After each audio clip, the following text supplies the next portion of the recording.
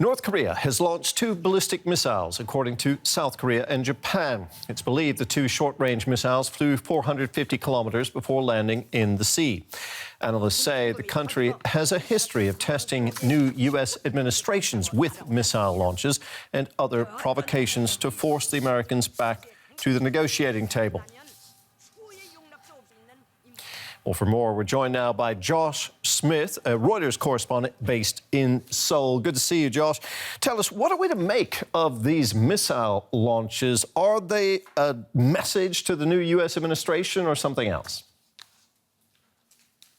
Well, North Korea conducts these kinds of tests for multiple reasons, not least because it provides them good practical experience for improving their weapons and also giving training to their troops. But it's impossible not to see this in context of the new administration and the review that the Biden administration is conducting right now. It also comes, as you mentioned, after North Korea had rebuffed Biden's administration's attempts to reach out to them. So in many ways, this underscores what we heard from North Korea in a statement last week, which was that it's not interested in speaking to the United States, but that if it does come back to the negotiating table, it wants to do so on its own terms. Well, of course, these missile launches raise alarm bells in the region. What can you tell us about how South Koreans are responding to this? South Korean officials here voiced deep concern. They convened emergency meetings of the National Security Council and said that they were working closely with U.S. intelligence services and other allies to address this. At the same time, the Moon administration here has been very eager to try to restart engagement with North Korea.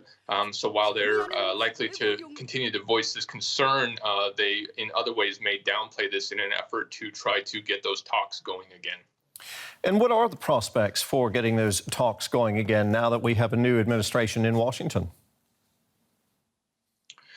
Well, as we saw during the years under the Trump administration, North Korea can turn on a dime, going from fire and fury then to major summits with Trump. So it's difficult to predict, but at the moment, many analysts don't expect North Korea to return to talks quickly, not least because they seem quite focused on issues at home, including economic problems and kind of fighting the ongoing coronavirus problem. Josh, thank you so much for filling us in. That was correspondent Josh Smith from the Reuters News Agency in Seoul.